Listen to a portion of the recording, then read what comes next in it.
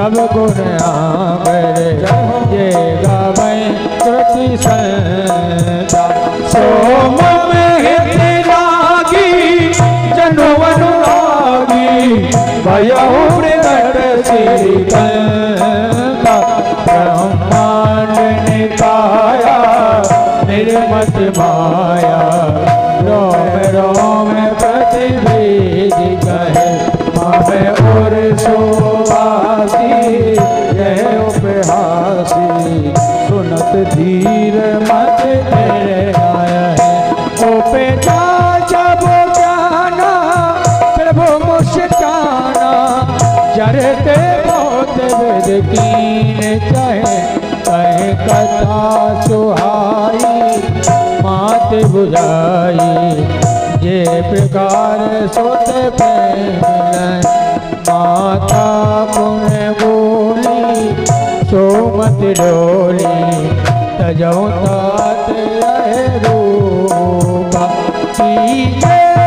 शरीरा अति प्रिय शीला यह सुन परम अनूपा सुने वचन सुजाना रोदन ठाना ओए बालक स्वर भूपा यह चरित गावे हरिपद पावहि देना पधय मौकूपा विप्रधन सुर संत हित नील मनोज अवतार निज के निर्मातनो माया गुण गोपाल।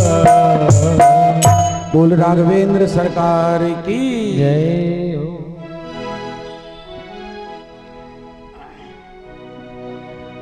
कहा महाराज कोई जयकारा नहीं लगाए हाथ दोनों हाथ उठा करके जोर से जयकारा लगाएंगे। बोलो राघवेंद्र सरकार की जय जय श्री राम। इस प्रकार भगवान का पावन प्राकट्य अयोध्या में आइए सभी हम और आप मिलकर के बधाई में भगवान की अयोध्या में सभी सम्मिलित हों। अवध की नारियां बधाइयां ले लेकर के आ रही हैं, सभी बधाइयां दे रही हैं और अवध के लोग महाराज दशरथ को बधाई दे रहे हैं। महाराज आपके तो भाग्य खुल गए, या बुढ़ापे में लाला भय और एक नहीं चार चार भय, तो सभी बधाइयां दे रहे हैं। आइए हम और आप भी राम जन्म की बधाई दें। सभी देंगे बधाई। कौन कौन देगा हाथ उठाओ जरा। सब बधाई देंगे, सभी नाचेंगे। बधाई देने का मतलब नृत्य करना, बधाई देना। कैसे? बोले आज दिन सोने सो महाराज, आज दिन सोने सो महाराज, आज दिन सोने सो महाराज, आज दिन सोने सो महाराज। बधाई हो।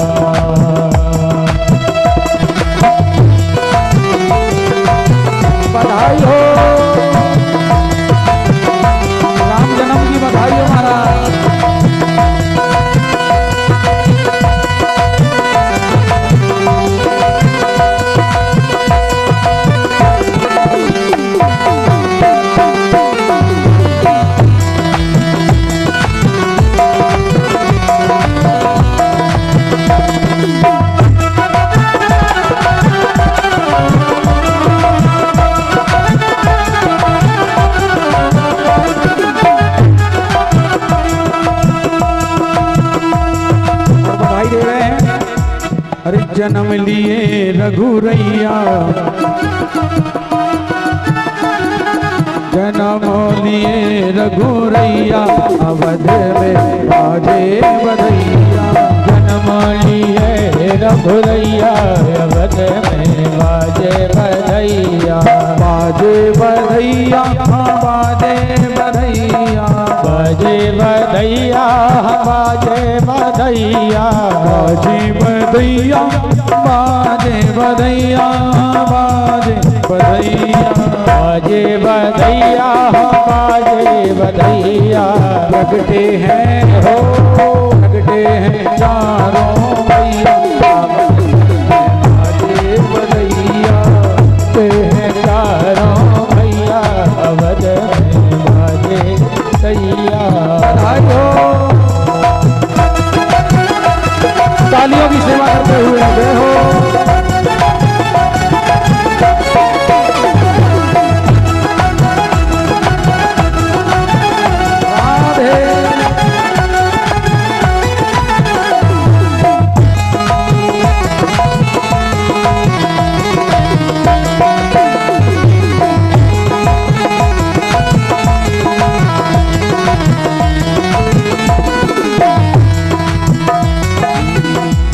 लुटावे अनधन सोना कौन लुटावे अनधन सोना लुटावे लुटावे लुटावे लुटावे लुटावे कौन लुटावे अनधन सोना कौन लुटावे रुपैया बधाइयो कौन लुटावे रुपैया अवधपुर में बाजे लगते हैं राम रघुरैया अवध में बाजे बधैया बधाई हो।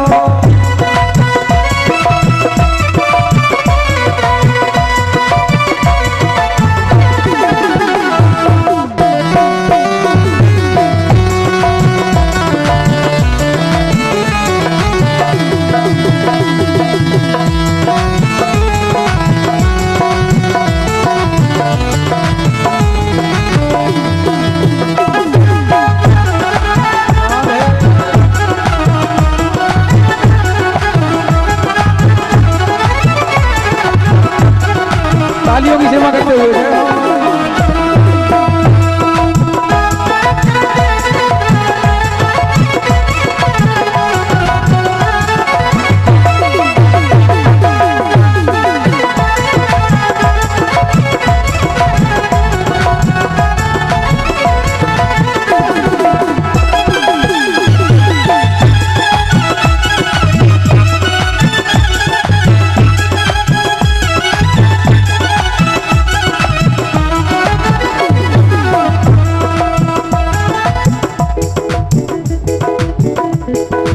बोलिए राघवेंद्र सरकार की जय हो।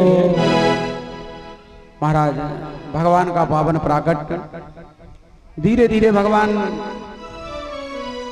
मैया कौशल्या के आंगन में बड़े होने लगे। अनेकों क्रीड़ाएं भगवान करते लीलाएं करते अपने चारों भाइयों के साथ। राम नामकरण संस्कार हुए। वशिष्ठ जी ने चारों भाइयों के नामकरण किए, राम लक्ष्मण भरत और शत्रुघ्न लाल। नामकरण के बाद तदुपरांत विद्या अध्ययन करने के लिए गए। विद्या अध्ययन किए और जब विद्या अध्ययन पढ़ने के बाद लौट करके जब आए महल, एक दिन विश्वामित्र जी को पता चला कि भगवान का प्राकट्य हुआ है दुष्टों के संहार के लिए, धर्म की रक्षा के लिए। तो विश्वामित्र जी आए दिन परेशान रहते थे।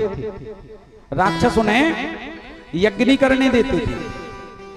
राक्षस देखो आप, त्रेता युग में, और कितनी बड़ी समस्या, ये तो कलयुग है। सोचो, त्रेता युग में राक्षस विश्वामित्र जी को यज्ञ नहीं करने देते थे। जब यज्ञ करते तो राक्षस खून यानी रक्त, खून के ड्रम लेकर के आते हो, यज्ञ कुंड में उड़ेल देते थे। हड्डियां लेकर के आते हो, हड्डियां मांस के टुकड़े यज्ञशाला में और एक कुंड में फेंकते थे त्रेता युग में।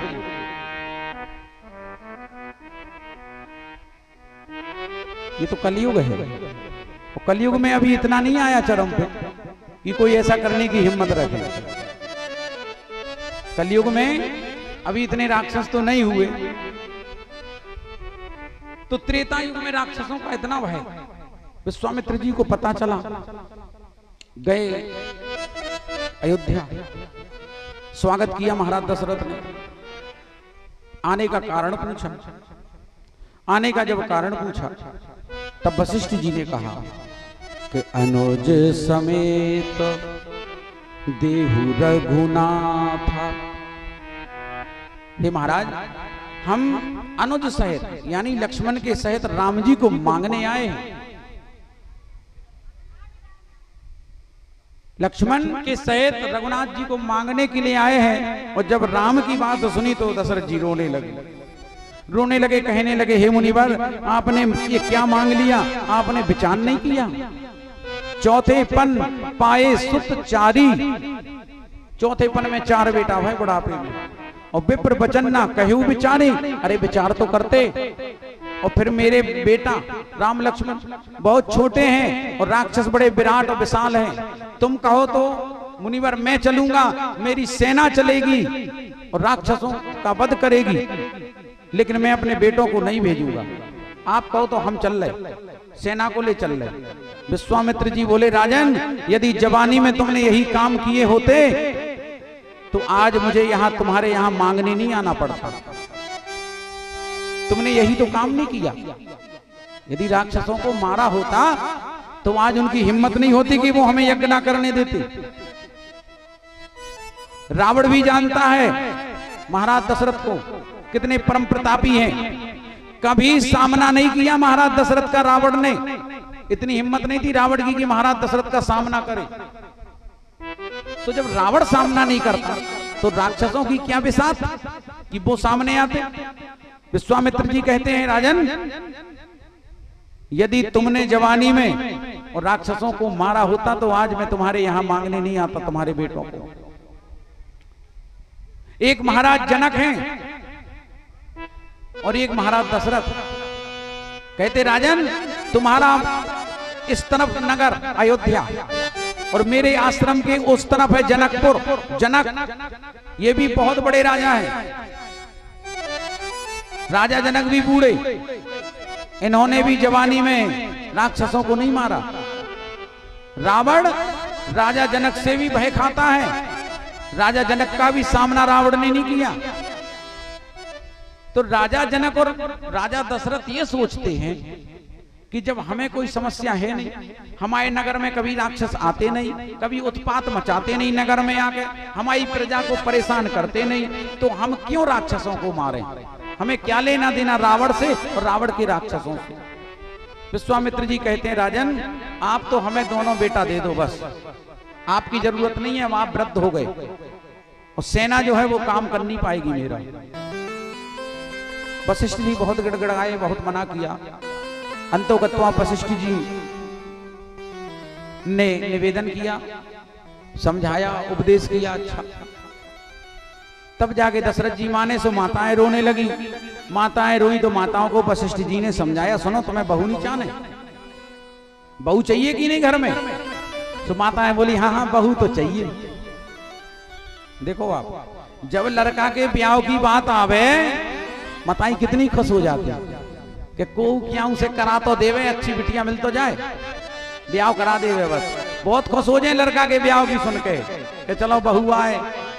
अच्छा, जब तक वह मताई है तभी तक सही है, और जैसे ही सास बनी न जाने हुए कौन सी चूड़ेल लग जाती। फिर देखो तुम, फिर देखो महाराज, एक अलग ही जैसे कोई पद मिल गया तो बोले अच्छी बहू, अच्छी बहू, ब्याह होगा तो कछु दिन तो वह खूब पढ़ाई करे। अरे हमारी बहू तो 4 बजे उठ जात, झाड़ू पोछा कर ले और अंडारे आओ तो मंदिर जात, पूजा कर ले, जे वे फलान ढकान सब कुछ सुनाती फिरे। अच्छा जब तुम सबको सुनाओगी अपनी बहू की तो स्वाभाविक है कि नजर तो लगेगी। अच्छी चीज को ही नजर लगती है।